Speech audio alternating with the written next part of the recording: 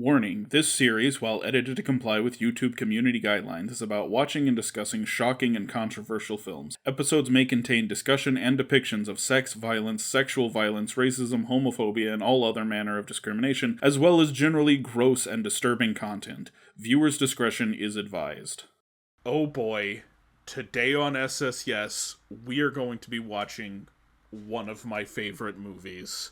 Like, completely unironically. This is like top 25 for me, maybe even top 10. It's a film that was so widely controversial on release, it's kind of, for a while, was a punchline for, like, violent, horrific movies. Very influential, a lot of imitators, and there have, of course, also been lots of sequels and remakes. And all of that has kind of watered down the brand a little, and I think people forget just how shocking and different this movie was and still is. Today we are talking about Tobe Hooper's 1974 classic, The Texas Chainsaw Massacre. Oh.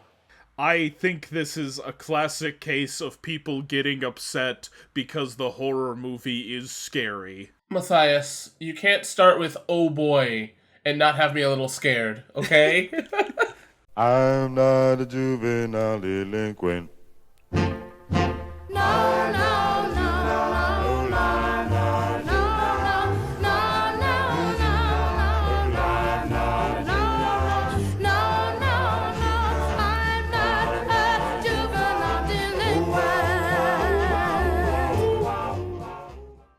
Welcome back, sickos, to another episode of the sickest shit you ever saw. It's been a little while.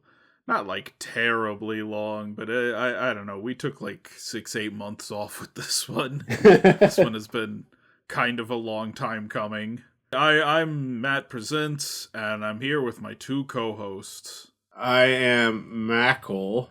I'm here too. I'm Sarah. And today we're gonna watch one of my favorite movies of all time, The Texas Chainsaw Massacre. I will admit that love has kind of come with repeated viewings. It's a film that's grown. I always liked it. When I first saw it in college, I was a real, like, slasher movie head, and I think I kind of didn't like it quite as much because I was expecting a conventional slasher movie out of it, and it's a lot different than sort of what the slasher movie would become after it. The boundaries of the slasher genre are a little ill-defined, but I think I would go so far as to call Texas Chainsaw Massacre like the first slasher film. Some people might disagree with me on that. It is kind of a loosely defined genre, but Texas Chainsaw is really where the genre first starts to take off, where it first starts to set some of the tropes, in motion.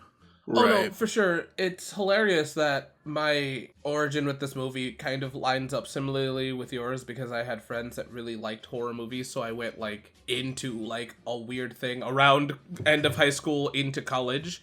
So that's when I saw it last, realistically. For me, it's like my friend Zach used to help make a web show called Slasher Friends that had it was about Leatherface, Freddy Krueger, Jason, and Michael Myers all living in a house together. And I have fond memories watching that show. For the longest time, Freddy Krueger was the only one I was actually familiar with because I actually watched Friday the 13th and not Friday the 13th, fucking Nightmare on Elm Street and enjoyed it. You got me on Halloween recently, and now you're getting me on this. All that's left is Friday the 13th then. And I'll have seen all four of them. We probably could do Friday the 13th on this show. Slasher movies in general were really controversial when they were popular back in the 80s, and Friday the 13th was certainly the poster child of slasher movies. Right. Texas Chainsaw, of course, came out, before the genre got really big, and it was, even more controversial than most slasher movies would be. This was, widely panned by critics, and generally, protested all across the country. and I mean, all over the world, the British censors really didn't like it. The kind of weird thing about it, though, is, people will be like, oh, this is a really, gross, violent, bloody slasher movie. It's not that gory. There is not that much gore on screen.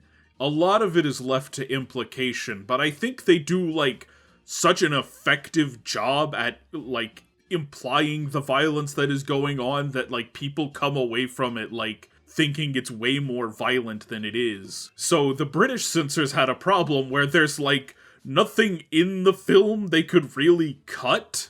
It just felt wrong. I don't know. It's one of those cases where I think people got upset at a horror movie for being actually scary. Like, I would consider this an actually scary film, and I think people were upset by that. I don't think people like it when horror movies are actually scary. So, what I think is funny is that I didn't know that this had such a controversy, because as a slasher character, Leatherface dominated one of the years of Fortnite, which makes it funny because that's a very, like, it's not a kid's game, but, like, kids play it, so it's funny to know that there's this controversy that their parents or grandparents, depending on how old you are, probably witnessed. Probably grandparents at this point. Yeah, probably witnessed, and they're like, oh, he's here now.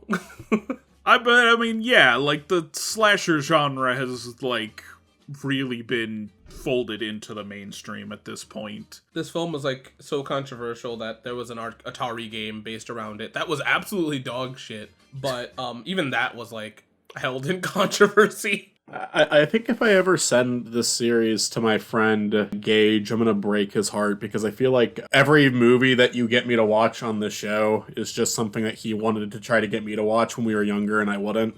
And now that I'm doing it for a YouTube show, I'm doing it. But I've also, like, widened what I am willing to watch. I used to really be anti-slasher movies just because I thought gore was gross, and now I still think it's gross, but I can handle it. But I mean, it is kind of odd that, like, Texas Chainsaw has been folded into, like, the canon of slasher movies. He's, like, one of the big four, you know? And it's because Texas Chainsaw has had a lot of, like, weird follow-ups. Honestly, all of the sequels are kind of, like, none of them feel that connected to the first film or each other. The director Tobe Hooper made a sequel in the 80s, Texas Chainsaw Massacre 2, and it's like more of a comedy than this film. It's kind of deliberately being goofy. Then the third one feels like about as bland and normal a slasher movie as you could get, and it feels totally out of place with the other two. And then the fourth one, there's like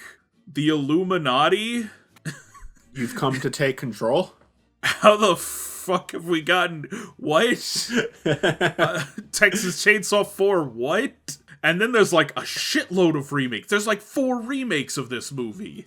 I really like it when movies get an unnecessary number of sequels where it gets more and more silly as it goes by. But I wish we would have one that, like, hit, like, stupid numbers, like Texas Chainsaw Massacre 38. The only movie series I can think that ever, like, got that excessive, not even that excessive, but closer to it, it's fucking Land Before Time, and I am not convinced that they got weirder as they went on. I'm convinced they got more preschoolish as they went on.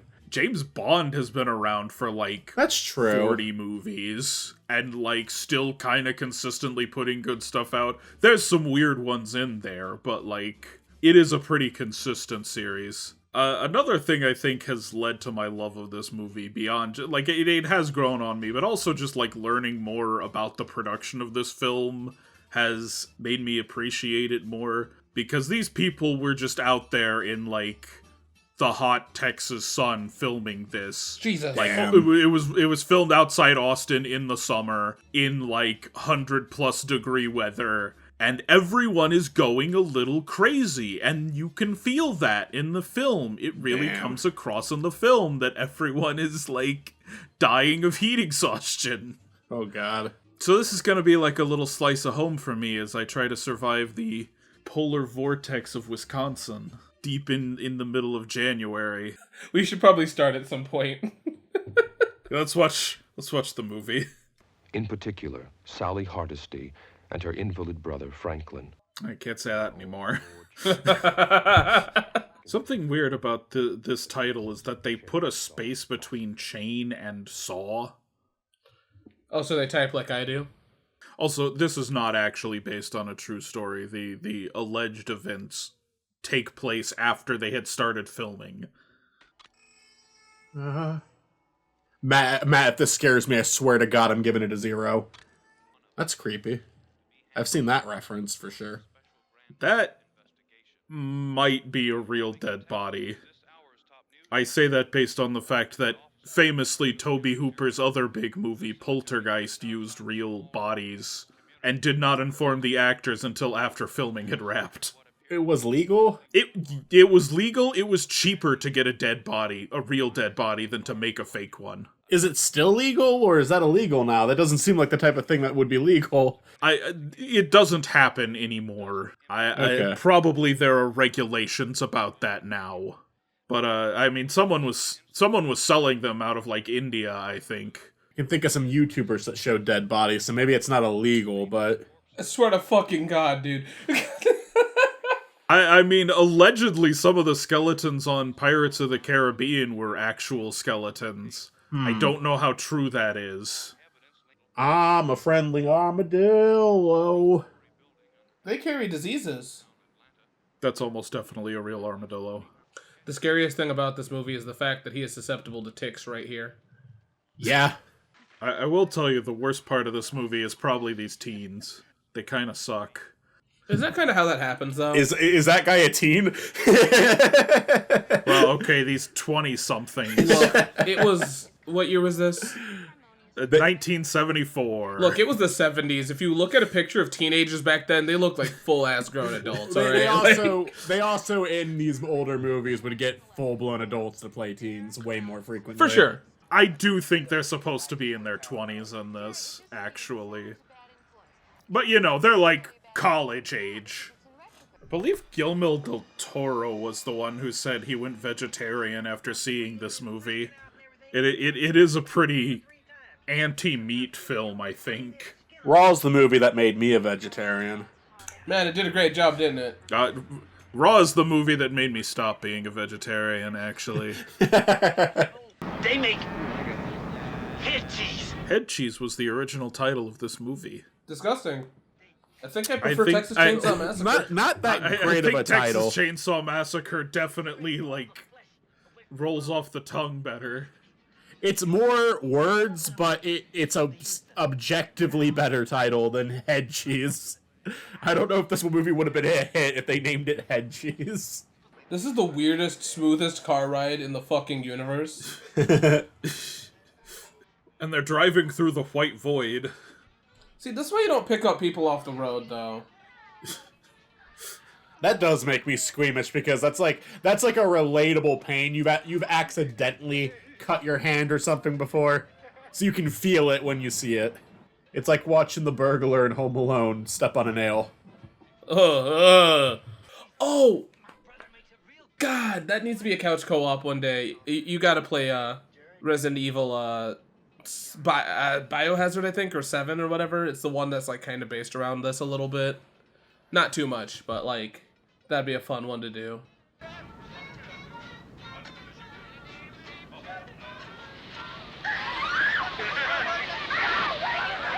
They just kind of sat there and let him do that, though. Right? There was a lot of time to react. Like,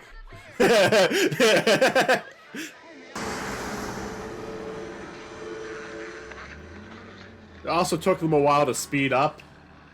Hey, listen to Franklin's horoscope. I don't know if that's what I'd want to hear immediately after all that shit. All of your friends will be killed by a chainsaw massacre. That's happening to every Capricorn today. Today specifically. Sorry, Capricorns. Man, remember when gas stations had someone else to fill up your gas tank? Nope, I was not alive. Yeah, me neither. Me neither. That was way before our time. To be fair here, I don't think that that would have been an option. I've been reading one of John Waters' books. He mentions that he hates self-service gas stations, and I'm like, oh man, get used to it. That was just from like the 80s. I'm like, man. Why do you dislike a self-serving gas station? You don't have to wait for the other person to do it. You just take care of it. I feel like that could be such a big issue, is waiting for them to be ready to do your car. Yeah, but when it's as cold as it is right now, you don't want to get out of the car.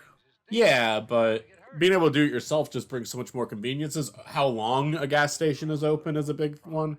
I fucking love the squeegee guy. Like, he doesn't come back at all. This is his only scene, but just, like, anytime the guy's talking, he's, like, trying to scrub down their car and then, like, walks away as soon as the other guy walks away. Bro, please, I swear to God. It's weird. Like, I can watch somebody get chopped up, but, like, them cutting their hand is where I draw the line. 2 questions that don't matter, but only I give a fuck. 1, did they get gas? And 2, did they clean that goddamn knife? Knife cleaning, definitely not. They did not get gas, and he kind of wiped the knife on his shirt. Oh, see, that's the shit that's gonna bother me more than anything in this movie. To offer the film I mean, like, you know, I haven't said anything good or bad about the movie yet, but to offer it some compliments, I do love the way it's shot a lot. They've gotten some good angles. What does he have in his mouth right now? A sausage. They think it's like the grossest sausage too. I know, it does look gross. Daddy long legs. You ever plucked the legs off of a daddy long leg before? No, I haven't. I did. I feel have. bad. I do feel bad about it, to be fair, though. I also threw one on my brother. See, I've done that before. I've thrown multiple bugs on people, just I've never plucked their legs. I got in trouble for it too. My grandma's like, "Oh, those like spiders out here can be dangerous," and I'm like, "It's a daddy long legs. It's fine." Those are like very poisonous, but they can't bite people. It's not actually even true either. I kind of felt like that was one of those things I heard as a kid that might not be true, honestly. It's the first time I've heard anyone say it's not true, but I always suspected it a little bit. I do feel bad about doing that. I honest to God think stepping on a spider is less cruel than plucking its legs, but daddy long legs just have such pluckable legs, you know? Man, I can't believe this abandoned house isn't wheelchair accessible. Oh man, fuck these people from whatever time it was made. Yeah, this is the most ableist thing you could do in the 70s. More ableist than calling him an invalid person. What I also love is how much fun they're having in this fucking disgusting ass old house. Yeah, that's me. And just like that, he has tetanus for the rest of his life. Which luckily is only about 2 or 3 more hours. Well, yeah, but still. Spoilers. Honest to God, if I was going to imagine one of the humans living, he'd be one of them. But I guess not. Matt ruined this movie for me. That was just a joke. He might make it. Who will survive and what will be left of them, as the poster says. It's really great to see, because like I said, one of the Resident Evils references the hell out of this game. I mean, this movie. And it's... A lot of movies reference the hell out of this movie. Yeah, I know. But, like, well, gaming-wise, I would have thought that this would have been a sooner thing, not in, like, the 2000s. You would have thought gaming would have referenced this sooner. I like that shot. That was a cool shot. I love the, like, getting kind of like an under them angle for that with, like, the sun. That was well presented. No, I mean, Tobe Hooper's a good director. I've seen a lot of his other movies, and I like him a lot as a filmmaker. Poltergeist is really good. I highly recommend Poltergeist. Life Force is another one he's made that I think is really good. Hey, Matt, this might not be the place, but, like, how many black horror movies are there? A lot?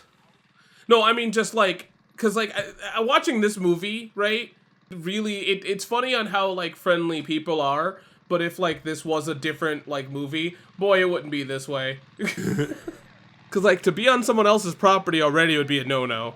So... Oh, hey, it's my friend. Aw. Leatherface. That is abrupt. Because, yeah, these movies normally, like, have all this, like, slow, quiet build-up to the serial killer character. They just fucking threw him in there, holy shit. Okay, but to be fair here, he came into the person's house, right? Yeah, no, he deserved that. This shot specifically has been ripped off a lot. Oh, what a nice couch. I want that couch. Well, we're so fucking desensitized, right, to this shit, but this probably was fucked up at the time, right? Like, I don't know how many movies would have utilized this shit. No, in 74, this would have been pretty, shocking, gross. It's very, inspired by serial killer Ed Gein, But a lot of movies have been, like, inspired by Ed Gein. The abruptness of this character does do a lot for him, where it's like a job almost, you know?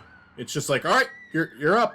Let's go. It does make... He already has stood out to me. Oh! I know this shit from that fucking game! What's it called? Death by Daylight? Yeah. With the hooks? You hook people? Yeah, Dead by Daylight's one of them. I played that game a lot with my friend, Gage, the one I mentioned earlier, Gage. Oh, then in the game it was such an unsettling thing. I didn't know if that game made it up or not though. That's fucking horrible. No, the game's like a reference upon reference. Oh, I know. They even have Stranger Things in that game now. I bet it's about me. He's gonna kill you, Franklin. See, I can't say they're shitty, because I would have joked like this with my friends too. Right. Sally? What now? He hasn't been that annoying. Like, the guy in the chair is genuinely fine. Man, this guy did something fucked up in our car, and I wish that you guys would acknowledge it. He literally had his fucking arm sliced open, and he took it like a fucking champ. Right? Like, you can't tell me that these characters don't kind of deserve to die, right? I think that's a big thing with slasher movies, is you're often supposed to not feel that bad. Like, it can be effective if you make the audience feel bad for the people getting killed, but if it's, like, just supposed to be dumb fun, which I'm not saying this movie is, it does feel like there's more to this one. But if you're going for dumb fun, making the people getting killed unlikable is a good route, I feel. The one thing I actually liked about the Halloween remake, the infamous one when we did for Hollow Victory, is Danny Trejo's character. When he dies, I felt so fucking sorry for him, because he was like the one person who was nice to Michael, and even says it as he's dying, like, I was good to you, Michael, I was good to you. And I genuinely felt bad for that character. But most slasher movies, yeah, it's like, yeah, no, fuck you, you deserve it. I don't care that you're dead. I don't know, I think the characters are, like, the one aspect that can kind of make or break some slashers. Like, sometimes the people are just so boring, and it's like, I don't want to... Or even annoying. Sometimes they make them way too annoying. Well, bringing Halloween back up. Yeah. Danny Trejo, and I remember there was one other character that I liked, but I won't go into that right now. But he had almost nothing to do with the whole movie. You know what I really love about this movie is the soundtrack. It just has such a, like, off-putting soundtrack. It's all these, like, industrial slaughterhouse noises. I think one thing that's also really effective with him, again, just bringing up his abrupt nature as a slasher, is I feel like something that can take you out of a slasher movie is seeing how much of a potential for escape the characters have that they're not taking. It's like when you watch a slasher movie with really dumb characters, this guy acts so quickly that it is quite literally like they don't have time to react before they get killed. He is kind of like the guy from Freddy Got Fingered, though. Like, Freddy had a bunch of sausages hanging from strings, he has a bunch of bones hanging from strings. I will say, so far, I do find it weird that people protested this movie, though. I guess the house, there is a lot of shit in the house, but it's also like the deaths have been pretty tame visually so far with what they're actually showing. You gotta remember, though, that there is sensibility politics. Apparently, Toby Hooper was going for, like, a PG rating with this. Now that's 70s PG, so, like, PG-13-ish today. But he wanted to get, like, a PG and not an R. They might have even threatened him with an X on this. Just because it was so, like, visceral and disturbing. She gets into this house and there's just another Leatherface in there. It's just it's just Leatherface. There's just two. Exact same person. It's like Jim Carrey and Jim Carrey as Robotnik, and Gerald, it's Leatherface and Leatherface's grandpa. You somehow managed some way to bring this to Sonic. I don't know. I needed to. To be fair here, I'm proud of you that it took this long.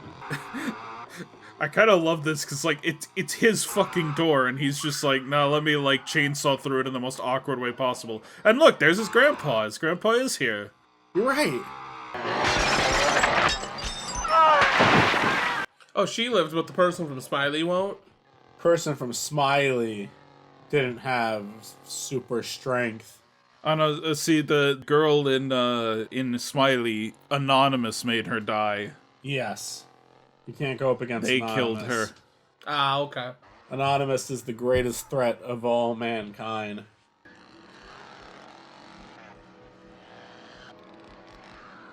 They have to keep cutting here because Gunnar Hansen is clearly faster than her.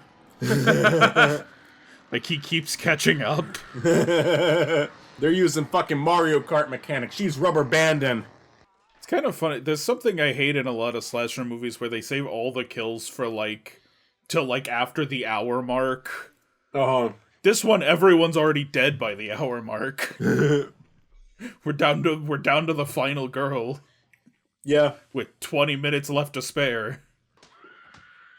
Every woman's weakness, a broom. You just keeps hitting her with it until she's dead. And this is the last 30 minutes of the movie. It's nice that he had a flashlight installed below his face in the car, you know? Mm-hmm. Just to, like, give him that creepy lighting. Makes him feel nice. Little coon shit. Well, you can't say that anymore. Hey, you can in Texas. Oh, I mean, yeah, in Texas, sure. I believe that steel door he's sliding back and forth is actually a boat. Just the bottom of a metal boat. Huh. Armrest. Get it? Yeah, I do. This movie's funny. Oh god, this shot right here. They were trying and trying and trying to get this blood tube to work, and it was not working. And the actress, like, pulled Gunnar Hansen aside, and she's like, just actually cut me. We're not gonna get out of here until you just cut me. Just actually, because it was like 112 degrees in this house, and everyone wanted to leave and go home. So that was real blood. That was her actual blood right there in that God shot. damn. That's horrible. I'm loving you guys' reaction to this, like, climax, but this is maybe not a great movie for a commentary show, because you guys are just, like, stunned silence, and I'm like, yeah, that's the appropriate reaction to this. I feel like we got so much in during the first hour, but, like, now it is just, like, yeah, pure... But, you know, Not really much to say at this point. Include that point, you know, when you're editing this. Include the fact that we've been so quiet near the end of it for a reason. There's so much fucking reference to, like, this and Resi. I'm so fucking surprised. I'm so surprised I didn't catch on to that. You know, I like, every horror director moving forward just, like, loves to... That's the weird thing, is, like, critics kind of hated it at the time, but, like, horror fans loved this movie. Like, and I mean, that's why it has become a classic of the genre. It is, like, one of the most widely beloved horror films of all time. I feel like the issue of some critics, perhaps not all of them, but some critics, is a lot of them probably fall into the ballpark of, like, there's an objective way to do it, there's a formula, and you must follow that formula, and then when they see a really weird movie come out, they don't know how to deal with it or handle it. I do think it's changed a little bit since then, though. But I think sometimes just doing something weird and different would result in a bad score from a lot of critics. And I mean, be fair, this is, like, a pretty uncomfortable movie. Yeah. And it's deliberate, it's trying to be, and it's very effective at it. But I could definitely see people turning on it for, like, just not being fun to watch. I think the shots are very fun. It's fun to watch in the sense where it's, like, engaging to see what's gonna happen. It's unsettling as hell. It's horrifying, but it's interesting. That does make it entertaining to watch. I think the thing that really sucks, though, is the fact that we're so goddamn... Well, I'm so damn desensitized to shit like this. But I mean, that's part of the weird thing about Texas Chainsaw Massacre is, like, we've been subjected to, you know, almost an even 50 years of like, stuff influenced by this, of people just, like, taking what this movie did and, like, you know, doing their own version of it. So we're, like, used to seeing this. This is, like, one of those movies that, like, every other movie you've seen is a ripoff of. Right. Because, like, I mean, don't get me wrong, this is still fucked up. It's just, you know. Yeah. But it's also a fucked up we've been seeing ever since this movie came out. Grandpa's the best. It won't hurt a bit. It won't hurt a bit having your head bashed in with a hammer. I mean, hopefully she'll be dead before that. I mean, that's good to know for future reference. Like, if anyone's ever threatened to bash my head in, I won't have to be scared. I think the most interesting thing about the final girl trope is, with the horror movies I've seen at least, you never know if they're actually going to make it out or not. It might be a horror movie where it's like, we're letting one person out, or a horror movie where, like, everybody's dying. But it's normally not more than one person that makes it out alive. This is creepy. And just, like, the idea that they're saying, like, it's going to be quick and painless. It's like, I can't even, like, he gets a successful hit and it hurts her. There might be, like, another 10 hits where he doesn't get her again. Yeah. Can't believe this is how Henry Kissinger spent his final years. It's like the third window she's jumped out of. She's gotten pretty good at it.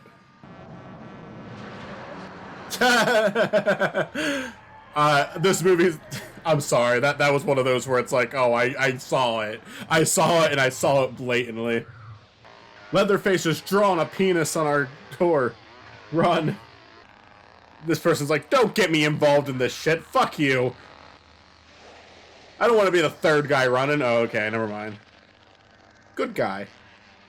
Gosh damn. Yeah, and that's Texas Chainsaw Massacre. That was good. No end credits? God.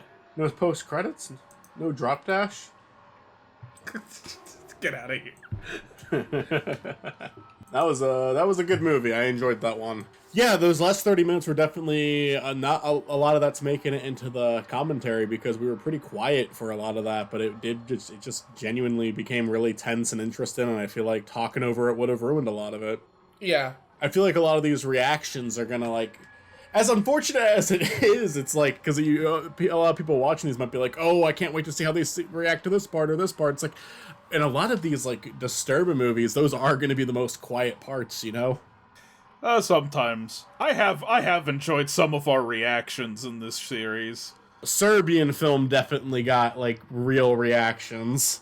One of my favorite moments in the first episode is like the climactic shot of Divine eating shit, and you're just like, oh, don't eat it. That was probably the movie that came the second closest to making me actually throw up with that part. That was another one where I felt it. Like, sometimes you get that, like, visceral shot. This movie doesn't really have that visceral shot. It's just kind of all going on at once.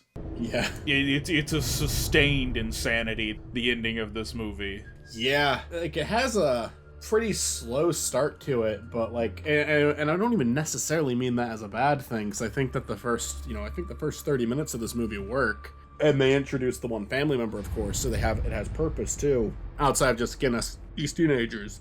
But once it gets started, it really fucking gets rolling. It's like the first 30 minutes is just establishment, then the next 30 to 20 minutes is like, alright, all of them are gonna die except one person. The last 20 minutes is just that one girl trying to survive it and seeing some pretty horrifying stuff in the process. Yeah. Cassandra. What are your thoughts? Oh no, I love this shit. I think this is like the best start to a classic slasher, I guess, because, like, I know going back to some of slashers, people kind of go, oh, okay, that didn't look well, or, oh, you know. But this one's kind of like a great place to start for a franchise kind of thing. Because, like, you know, Nightmare on Elm Street is one of those that I don't remember if that had a good start, but, you know. Nightmare on Elm Street, I actually think the ending is the weakest part. Friday the 13th's another one of those that, like, people don't even actually talk about the first one, technically. Oh yeah, I mean, I like the first Friday the 13th. I do maintain it is, like, probably the best of the series. 6 is the other one I think is, like, really good. Jason Lives, that one's called. Because that one's just, like, that one kind of is a deliberate comedy. It's from the guy who would, like, go on to write Scream, so it's a very Scream-esque Friday the 13th. Like a very aware one. Yeah. Texas Chainsaw is, like, a weirdly artistic film. Like, it's definitely got, like, a bit of an impressionist vibe to it, you know? Like, it's a lot of atmosphere. It's a lot of just unsettling surroundings, right? It really immerses you in, like, the disgusting, the macabre. The greatest thing about this kind of film is it's one of those, like, timeless kind of films of where, like, no matter what era you are, you could watch it and be like, damn, that's impressive, right? Because that's what took me for this one, right? Is a lot of camera angles and, like, the set design and shit like that were all, like, just outstanding. Yeah. It's one of those movies that is definitely responsible for, like, kind of houses out in the middle of nowhere being, like, a really scary thing. I mean, they kind of naturally are, but this definitely, like, you know, putting something in those houses to scare you. Yeah. It's playing off of that fear well, then, I should say. It makes sense, right, that this movie was, like, not seen critically well, because, like, it's a lot. It's intense. Like, And I mean, it's different than horror movies, than any horror movies were at the time. Like, nothing was this dark, nothing was this gross back then. like, even the ending's kind of fucked up, because, yeah, she lived, but, like, does she want to? You know? One of those things I think about often with slasher films is like, okay, that's horrible. Now it's time to go home and tell my parents that a member of the family's dead. Yeah. I mean, I have always thought about, like, what is the fallout to this horror movie? Like, what happens immediately after this? Because, like, what sucks is that, like, it's not even preventable, right? Like, this one is one of the most unsatisfying, not in a bad way, but, like, if you think about it for too long, like, yeah, this could all fucking happen again, right? Like, there's nothing stopping this from continuing. Oh yeah, no, like, the one guy got run over by a truck, but, like, Leatherface and the dad are still out there. They come back in the sequel. The thing is, like, the way this movie was laid out, it almost feels like if they made a sequel, they could just literally continue it after the last shot, and something else goes wrong. Yeah. Not that that's what they did, because I don't know what they did, and I'm assuming they didn't do that, but it just feels like one of those movies where you could, like, fucking do what they did in Crank and just do an immediate follow-up. What I really like about this one is how Leatherface as a character is very... Like, most slashers are, like, malevolent beings, where this one, there's a lot going on with this character. Like, I like how, after he checked the window, there's this moment of, like, you know, I don't know what to even explain it as, but it's where he's, like, holding his face, you know, for a second. Mm-hmm. There's so much with this, like, slasher character that others, I feel, lack to a degree. Well, yeah, I mean, but, like, it's a whole slasher family in this one. Yeah. He's not just working alone, you know? I love how this man that can lift up people and put them on hooks is scared of his dad, right? Yeah. Like, it's weird on how this character will take this abuse, even though they're kind of, you know, the person doing most of the damage. So it's interesting. As you said, it's artistic. Yeah. I mean, it's very different than a lot of its contemporaries, a lot of the films that would follow in this film's footsteps. Normally, I don't see why there's pearl clutching, but with this one I can see it, right? Because it's a shock for the time, right? Like, all the other ones we watched is kind of like, oh, get over it, whatever. Except for, like, you know, Serbian film, that one's never gonna not. I feel like that's always gonna make people uncomfortable. Serbian film is still the hardest one to sit through for me. Listen, I feel like if you're not uncomfortable with a Serbian film, there's a whole there's a conversation to be had that I'm not having here. But like with this one, I can see where at the time this would have been intense. This would have been all really intense because No, I think it still is. Like, I think the over-flooded and hoarded house in itself is kind of just an unsettling visual because something's off. But then when you, like, start to hoard it with, like, you know, body parts, bones, skulls, yeah, like, I mean, it's kind of like, it's kind of excessive, but it's excessive in a effective way. It's just, like, kind of blending its way into an old, messy house, and I don't know, it works. I see that's the problem, right? Is that, as I kept referencing Resident Evil here, as a person that plays these type of games, that house is worse. It's messier, it's moldy. This house is pretty, like, it's pretty well kept for a psychopath house, right? Uh-huh. And I think that's why I'm so desensitized, is because so many things go farther. Where this one's like, it's not that bad. You know, it could be worse. It could be grosser. You know, there could be blood everywhere, you know, there could be flies fucking everywhere. You know, I know that that's something that can't happen because of film, you know, like that would be a lot of work. Anyways, what I was trying to say is that as time has moved on, I feel like this is still a great movie, and I think it has its merits. And without it, we wouldn't have gone farther, but I feel like this is very safe, right? Because, like, you could be nasty with this film. You could have been way worse with this film, but instead, they did a really good job at not being too gross, right? Yeah, I mean, I feel like it's almost more effective because it leaves a lot of it, like, to the imagination, and the soundtrack and the visuals, they all sort of come together into just this, like, really uncomfortable feeling where it feels like you're kind of in this with the characters and not just sort of like standing by and watching someone get killed in a slasher movie.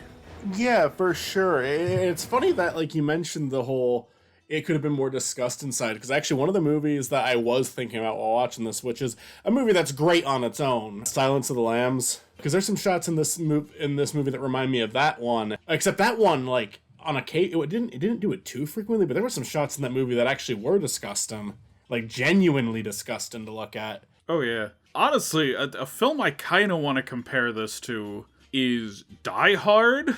Just because, like, I think one of the effective things about Die Hard is that, like, John McClane in that movie, he really goes through some shit, and he's, like, dirty and filthy and beaten by the end of it. And you see that with the final girl in this movie, too. She's, like, she has gone through a lot. She is disgusting and beat up, and a lot has happened to her. She does not get away pristine in this movie. I mean, it literally ends with her continuing to scream, even though it seems like she has gotten away. It's like it's just that bad, you know? Yeah. And yeah, I think, like, part of the horror is just, like, her enduring this for as long as she does. Yeah, no, especially with the mistrust of another character, too. Like, I feel like that would be a plot twist as well. You would have thought that when she went to the one guy for help, the gas station owner, right? You would have thought that he would have helped, but like all of that's like kind of it's just, you know, it's fucked up. And like that's a plot twist today that makes sense. But back in the day, you would have thought, "Oh, it's over." What do you mean it's not over? Right. Oh yeah. I mean, obviously it's not over at that point, but you think maybe like, "Oh, is he going to get like this gas station owner, like what's gonna happen to the gas station owner?" And like, no, he's just a part of the family. It's just kind of like funny how much it was like planting at the start there. Almost every single character you meet in this movie before shit goes wrong is a character who is involved in the killings at the end. I even like how he warned them, like, you don't want to go there. Like, it's on them at this point, you know? Yeah. It was a stupid idea for a vacation. It didn't seem like it didn't seem enjoyable at all, even if the whole murder thing didn't happen. Well, I feel like because they do start the movie with the kids going out there to like check and see that their grandparent wasn't, like, their grandparents' grave wasn't defiled, because there was a mass grave defiling out there, presumably by the Sawyer family. They don't get that name until the sequel, actually. They don't have the last name Sawyer, but in the sequel their last name is the Sawyers because they used chainsaws. Haha. But you know, they were out there to like check on that, and then it's like, oh, let's go stay out at my grandparents' old place, even though it was like in complete disrepair by the time they got there. Yeah, and then they start going over to like the other person's house, and like that's when things go bad for them. Right. Listen, younger people or kids that watch Matt's channel, and if you're watching this, shame on your parents. Don't go into people's houses. You will get chainsawed. Yes, if you go into any other person's house, you will get chainsawed. I said what I said. Yeah, I don't know. This is like one of my favorite horror movies, certainly. Like, I would consider this like a top 5 horror movie. One of my favorite movies in general. I just love it. Yeah, no, it definitely shows how inspiring it was. And, yeah. And I quite enjoyed it. I even kind of think, like, the trend of the masked killer, like, starts with Leatherface. Because then you have, a Michael in Halloween, and clearly Michael, they're going for, like, more of, like, a ghosty thing. And, it's Halloween, you wear masks at Halloween. But I feel like that was something that was very much inspired by Leatherface in this movie. But I mean, like, you can see, like, fingerprints of this everywhere in horror. Do either of you have anything else to say about Texas Chainsaw? It's a masterpiece. I really liked it. It was good. Alright, then from my co-host Cass and Mackle, I am Matt Presents. We will see you in the next one, and until then, get more out of life. Watch a fucked up movie. The stars at night are big and bright, deep in the heart of Texas. The prairie sky is wide and high. Deep in the heart of Texas